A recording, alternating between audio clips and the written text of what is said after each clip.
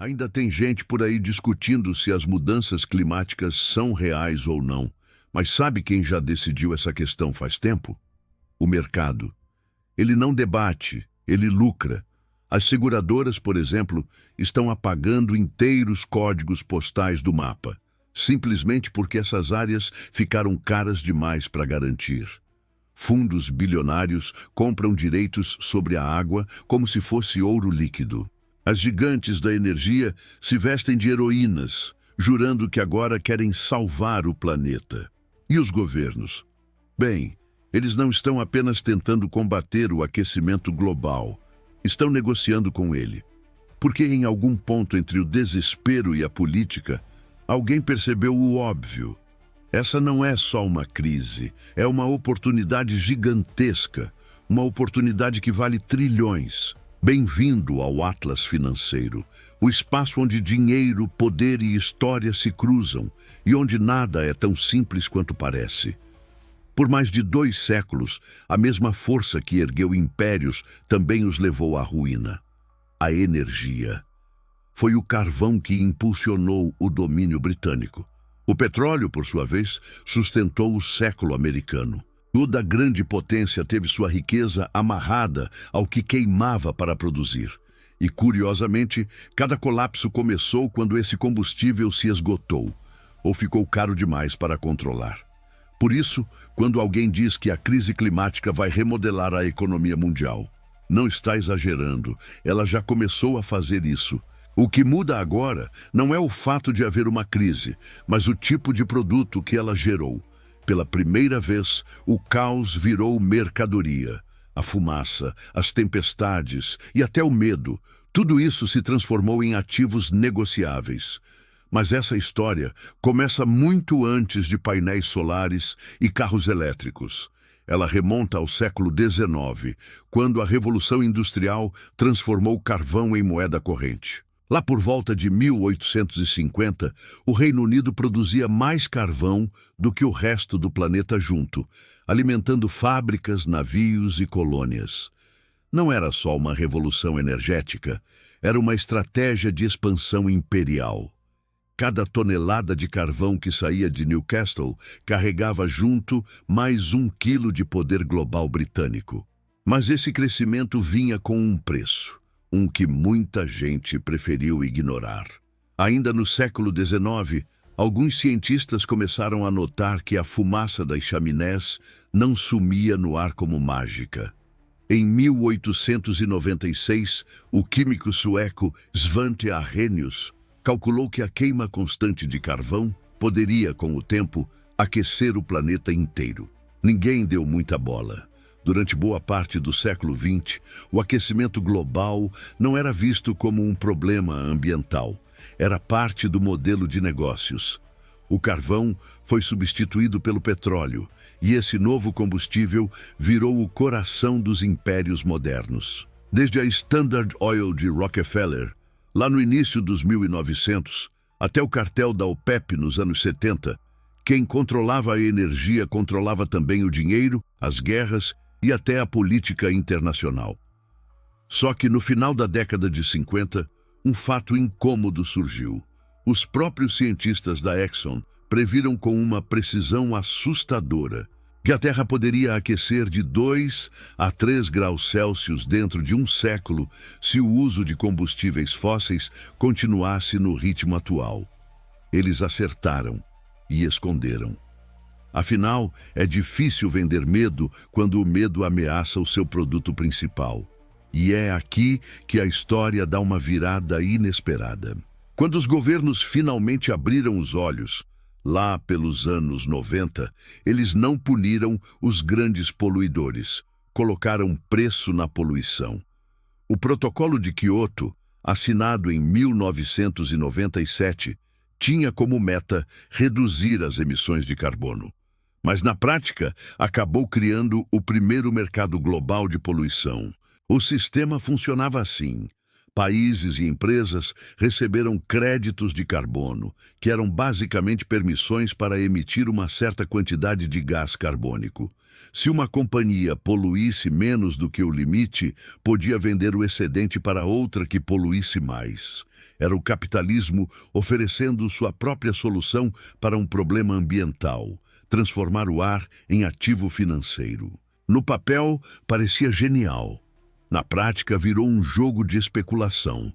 Em 2005, a União Europeia lançou o seu sistema de comércio de emissões, que rapidamente se tornou o maior mercado de carbono do mundo, movimentando trilhões todos os anos. Mas, por trás da aparência sofisticada, o sistema funcionava como um grande cassino. Imagine uma empresa que despeja 1 milhão de toneladas de carbono na atmosfera por ano. O governo lhe dá um orçamento de 800 mil toneladas. Ela pode investir para reduzir suas emissões, o que custa caro, ou simplesmente comprar 200 mil toneladas em créditos de quem poluiu menos. E de onde vinham esses tais créditos? Em teoria, de projetos que compensavam o carbono emitido em algum outro lugar do planeta, como o plantio de árvores no Brasil ou o financiamento de energia limpa no Quênia. Bonito no discurso, mas cheio de brechas na realidade. Logo se descobriu que muitos desses projetos não passavam de fachada. Algumas florestas que supostamente estavam sendo protegidas simplesmente não existiam, e outras já estavam sob proteção antes mesmo do programa começar. Em resumo, muita gente recebeu dinheiro para não fazer nada de novo. O resultado? Em vez de reduzir emissões de verdade, o mundo criou um ciclo financeiro onde poluir virou apenas o custo de fazer negócios. O conceito de verde deixou de ser um compromisso, virou uma narrativa vendável. O mercado de carbono se transformou na mais nova invenção de Wall Street, um espaço para especular sobre a salvação do planeta. Comprar e vender consciência ambiental virou lucrativo. Mas o sistema não parou por aí. Uma vez que o carbono se tornou um ativo, era questão de tempo até que tudo relacionado a ele, energia renovável, seguros contra desastres e até políticas públicas, entrasse no mesmo jogo. Logo, a energia renovável virou o novo Eldorado. Lá pela década de 2010, painéis solares e turbinas eólicas deixaram de ser experimentos alternativos para se tornarem o investimento da vez. Governos despejaram bilhões em subsídios, enquanto investidores injetavam trilhões em fundos, prometendo descarbonizar o futuro. Mas, quando o dinheiro começa a jorrar em um setor, a história sempre se repete. Vem a corrida do ouro. A diferença é que, dessa vez, os barões do petróleo foram substituídos por magnatas da tecnologia, fundos de investimento e startups verdes, todos disputando o trono do próximo monopólio energético. A Tesla virou o novo símbolo de poder. Em pouco tempo, seu valor de mercado ultrapassou o das gigantes Toyota, Volkswagen e Ford juntas, não por produzir mais carros, mas por vender um sonho, o de um futuro mais limpo.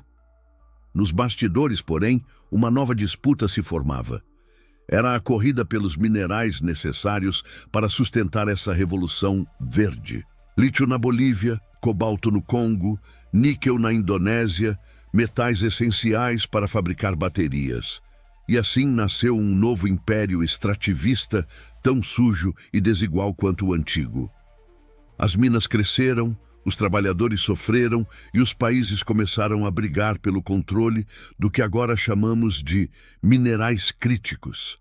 E foi nesse cenário que uma nova superpotência começou a se destacar silenciosamente: a China. Enquanto o Ocidente falava sobre sustentabilidade e metas ambientais, Pequim agia. Em poucas décadas, o país passou a controlar mais de 60% da produção global de terras raras e mais de 80% da capacidade de refino desses minerais. Na prática, isso significa que enquanto o Ocidente fabrica painéis solares e carros elétricos, é a China quem domina a cadeia de suprimentos. Se o petróleo foi a arma de poder dos Estados Unidos no século XX, os minerais são o trunfo da China no século XXI. Os nomes mudam, mas a lógica é a mesma. Quem controla o recurso, controla o rumo do mundo. E agora, controlar o recurso significa controlar a transição energética. Enquanto isso, o setor financeiro descobria outro filão: o lucro em meio ao desastre. As seguradoras, antes apavoradas com os riscos climáticos, perceberam que podiam transformá-los em negócio. Aumentaram os prêmios, abandonaram regiões de alto risco e criaram novos produtos, os chamados títulos de catástrofe. Esses títulos, conhecidos como cat bonds, funcionam de um jeito curioso. Investidores compram o papel e recebem juros regulares. Mas se um desastre, um furacão, incêndio ou enchente acontecer dentro dos parâmetros definidos, o dinheiro do investidor é usado para cobrir as perdas. Ou seja, eles literalmente apostam no caos. E com o tempo, o mercado de catástrofes se tornou gigantesco. Quanto mais o clima se tornava imprevisível, mais valiosos se tornavam esses investimentos. Até o ano de 2023, o mercado global de cat bonds ultrapassou 40 bilhões de dólares. Fundos de pensão e hedge funds correram para participar. Não por filantropia, mas por rentabilidade. Porque quando tudo ao redor parece instável, o desastre se transforma em um negócio confiável. Cada enchente, incêndio ou seca deixa de ser apenas uma tragédia e passa a ser um evento de balanço financeiro. Enquanto isso, Wall Street desenvolvia novas formas de vender virtude. Depois da crise de 2008, quando o sistema quase quebrou com a lógica de grande demais para falir, o mundo financeiro precisava de redenção, ou pelo menos da ilusão dela. E a resposta veio embrulhada em 3 letras: ESG, ambiental, social e governança. A promessa era simples: investir em empresas que cuidassem do planeta, tratassem bem seus trabalhadores e tivessem gestão ética. Era a consciência do capitalismo colocada no papel. Mas como acontece com qualquer ideia boa que entra no mercado, a ESG se transformou rapidamente. Até 2022, os ativos globais sob gestão ESG ultrapassaram 40 trilhões de dólares, cerca de 1/3 de todo o dinheiro profissionalmente administrado no planeta. Acontece que por trás do rótulo verde havia muito mais marketing do que transformação real. Não existia uma definição única para sustentável. Uma empresa podia emitir milhões de toneladas de carbono e ainda assim ser considerada ESG, desde que cumprisse outras metas: diversidade, divulgação de dados ou compensações de carbono. Gigantes do petróleo e mineradoras de carvão começaram a aparecer orgulhosamente em carteiras ESG. Minérios sujos, petróleo e carvão ganhavam planos de transição ou promessas de neutralidade até o ano de 2050, enquanto continuavam perfurando e explorando. Ou seja, a sustentabilidade virou mais um ativo de marketing. Agências de classificação, as mesmas que antes davam nota máxima a hipotecas ruins, passaram a vender pontuações de virtude climática. Ética virou um serviço de assinatura. O truque é psicológico. A maioria dos investidores não quer destruir o planeta, mas também não quer perder retorno financeiro. ESG se tornou o meio-termo perfeito: sentir-se moral sem abrir mão do lucro. E o efeito foi poderoso. Bilhões de dólares voltaram para as mesmas instituições que causaram a crise, só que agora sob uma etiqueta verde. Não era enganação, era branding. Os governos entraram na dança também. Por toda a Europa e América do Norte, os chamados estímulos verdes passaram a ser o motor da economia nos anos 20.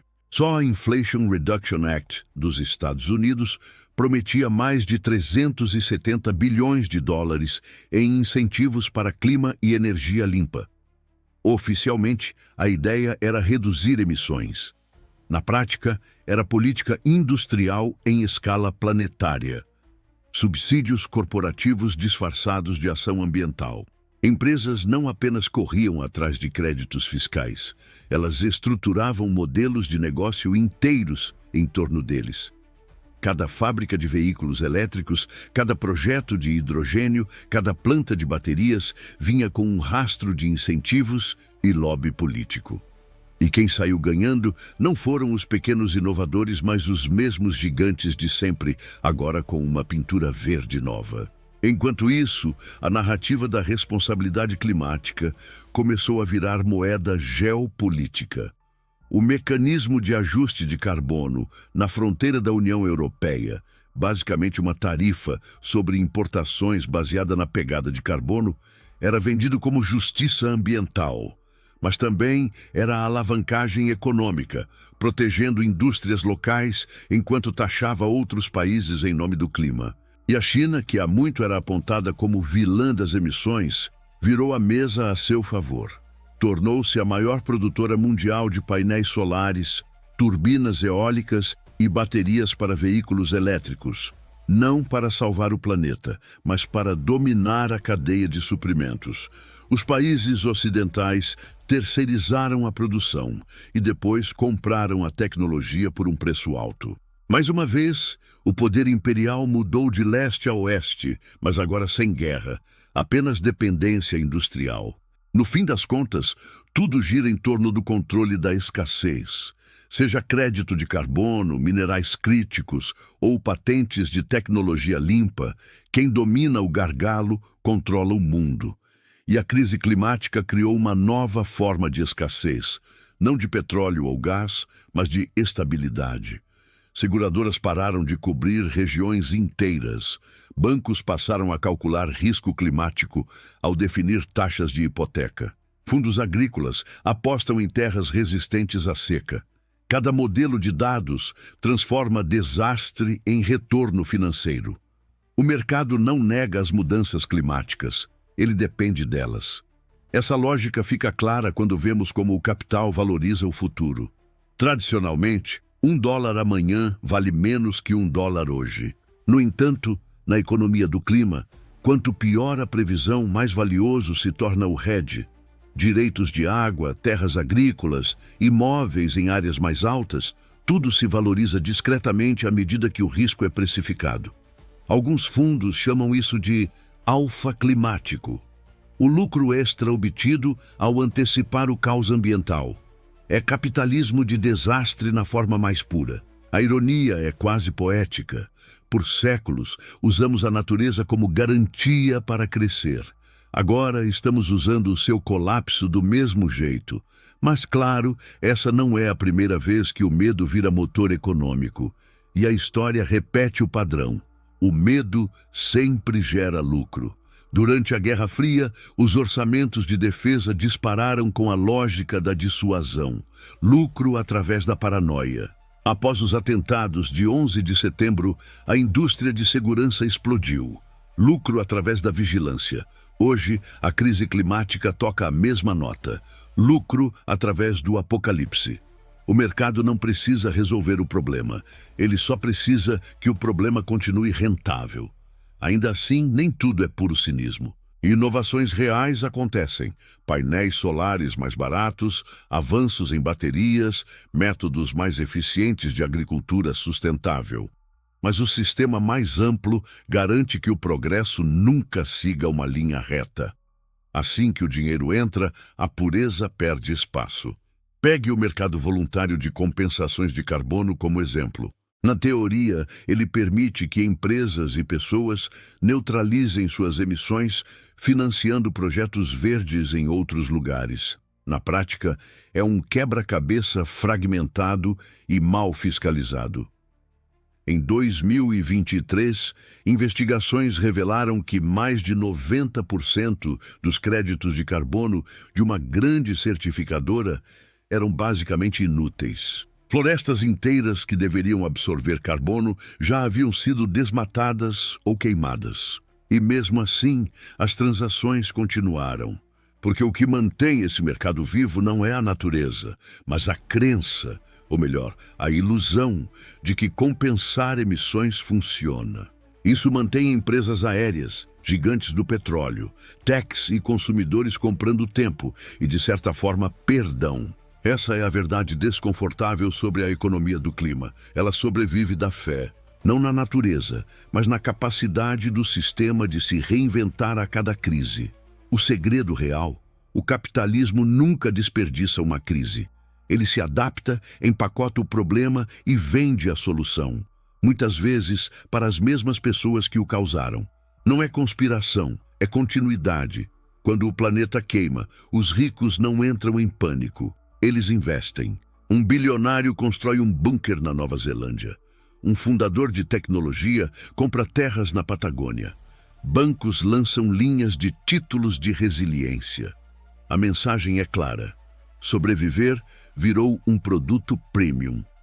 E para o resto do mundo, o dono de casa na Flórida, o agricultor na Índia, o inquilino na Califórnia, o custo do clima não é abstrato. É seguro que desaparece, comida que dobra de preço, eletricidade que nunca cai, apesar das fazendas eólicas. É isso que torna essa transformação diferente de outras.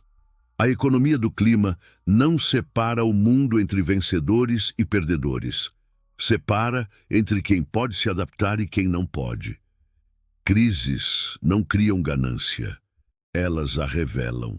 A mesma psicologia que levou investidores a comprar títulos lastreados em hipotecas antes do colapso de 2008, agora os leva a negociar futuros de carbono e derivativos climáticos. Chamamos isso de inovação, mas na prática é apenas medo monetizado. Então, quando alguém diz, "Eu não acredito em mudanças climáticas", a resposta certa não é discutir, é observar. O mercado já votou. Seguros, energia, agricultura, tecnologia, tudo já precificou o risco. A crença individual é irrelevante quando o capital acredita por você. A história não se repete, mas rima com lucro. Os holandeses negociaram tulipas, os britânicos chá, os americanos petróleo. Agora, o mundo comercializa a própria sobrevivência. Porque a mudança climática não é apenas a crise definidora do nosso século. É a classe de ativo que define o século. E aqui está a ironia final. Nada é mais poderoso do que o medo de um colapso, exceto a oportunidade de vender proteção contra ele. Se esse olhar sobre o sistema te deu uma nova perspectiva, vale a pena acompanhar. História tem respostas e eu vou te mostrar onde olhar.